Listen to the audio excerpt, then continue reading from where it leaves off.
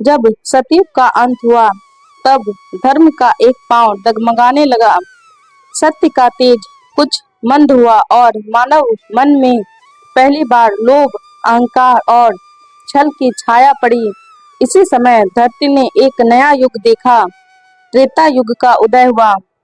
एक ऐसा युग जहां यज्ञ और तप का मार्ग धर्म का आधार बना, जहां रावण जैसे राक्षसों ने उत्पात मचाया और भगवान श्री राम ने मर्यादा की परिभाषा रची। आइए जानते हैं त्रेता युग की पवित्र वीरता और धर्म से भरी कहानी।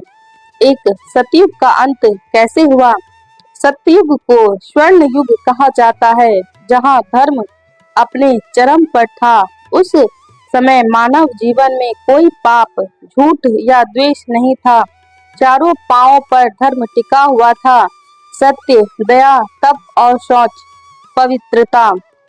मनुष्य सीधे ब्रह्मा, विष्णु और शिव से संपर्क कर सकते थे, परंतु जैसे जैसे समय बीतता गया मनुष्यों के भीतर अहंकार, इच्छा और लोभ जैसे विकार आने लगे।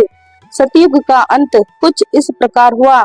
तप की शक्ति का अहंकार बढ़ने लगा। कुछ लोगों ने अपने तप से देवताओं को डराना शुरू कर दिया। सत्य से थोड़ा विचलन हुआ और धर्म के चार पांव में से एक पांव कमजोर होने लगा।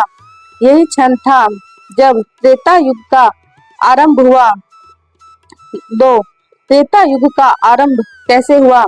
त्रेता युग तब शुरू हुआ जब धर्म अपने चार पांव में से एक को खो बैठा। अब धर्म सिर्फ तीन पांव पर खड़ा था। त्रेता का अर्थ है तीन, यानी धर्म के सिर्फ तीन स्तंभ अब बचे, सत्य, यज्ञ, तप। अब मनुष्य की आत्मा पहले जैसी पवित्र नहीं रही, इसलिए देवताओं से सीधा संपर्क टूट गया। अब यज्ञ, हवन, अग्नि में आहुति देना के माध्यम से देवताओं की पूजा प्रारंभ हुई। यह वह युग है जब ऋषि मुनियों द्वारा यज्ञों की परंपरा शुरू हुई। 3.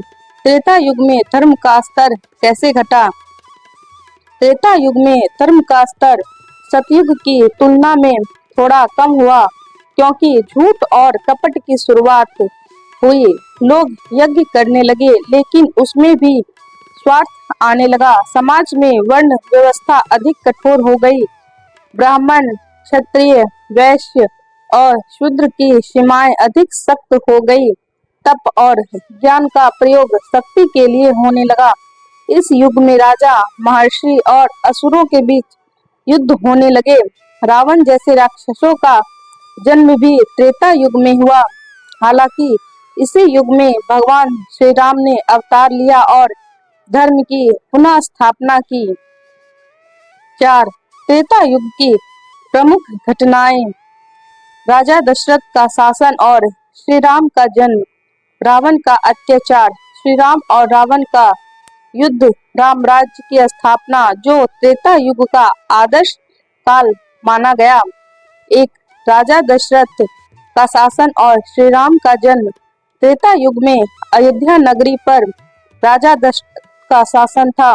वे इक्ष्वाकु वंश के महान और धर्मपरायण राजा थे। दशरथ की तीन रानियां थी, कौशल्या, कैकेयी और सुमित्रा, लेकिन उन्हें संतान नहीं थी। उन्होंने ऋषि सिंह मुनि के मार्गदर्शन में पुत्र कामेष्ट यज्ञ करवाया। यज्ञ के फल स्वरूप उन्हें 4 पुत्र प्राप्त हुए।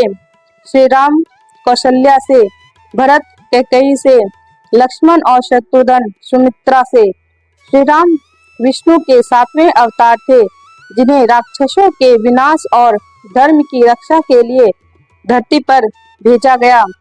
2. रावण का अत्याचार। रावण लंका का राजा एक अत्यंत बलशाली और विद्वान राक्षस था। उसने घोर तपस्या करके भगवान ब्रह्मा से वरदान प्राप्त किए थे कि उसे देव, दानव और गंधर्व नहीं मार सके। इस अभिमान के चलते वह अत्याचारी बन गया। उसने तीनों लोकों में आतंक मचा दिया। ऋषियों के यज्ञ भंग करना, स्त्रियों का अपहरण और अपनी शक्ति का दुरुपयोग करना उसकी आदत बन गई थी। वह इतना अहंकारी हो गया कि उसने स्वर्ग के देवताओं तक को बंदी बना लिया और यज्ञ, तप और धर्म का अपमान करने लगा। 3. श्री राम और रावण का युद्ध। रावण ने जब माता सीता का हरण किया तब श्री राम ने धर्म की रक्षा का संकल्प लिया। उन्होंने हनुमान, सुग्रीव और विभीषण जैसे धर्मनिष्ठ योद्धाओं के साथ एक महान सेना बनाई। लंका पहुंचकर राम रावण युद्ध हुआ जो त्रेता युग की सबसे निर्णायक और धार्मिक दृष्टि से महान घटना मानी जाती है। अंततः श्री राम ने रावण का वध किया और धर्म की पुनः स्थापना की। इसके बाद राम राज्य की स्थापना हुई, एक ऐसा आदर्श शासन जहां धर्म, न्याय और सुख शांति का वास था। निष्कर्ष। सतयुग के अंत में जब मनुष्यों के भीतर विकार आने लगे तब धर्म का एक पांव डगमगाने लगा और त्रेता युग का आरंभ हुआ। अब लोगों को ईश्वर की प्राप्ति के लिए यज्ञ और तप का सहारा लेना पड़ा। युगों का यह क्रम यह बताता है कि समय के साथ धर्म का क्षरण होता है और यही 4 युगों का चक्र है। रावण के अंत के साथ ही अधर्म पर धर्म की विजय हुई।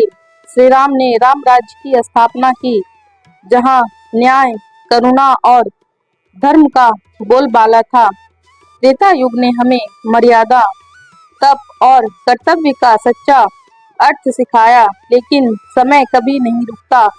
त्रेता युग भी धीरे धीरे ढलने लगा और फिर प्रारंभ हुआ अगला अध्याय, द्वापर युग, जहां धर्म 2 पांव पर खड़ा था और धरती फिर से पुकारने लगी भगवान को।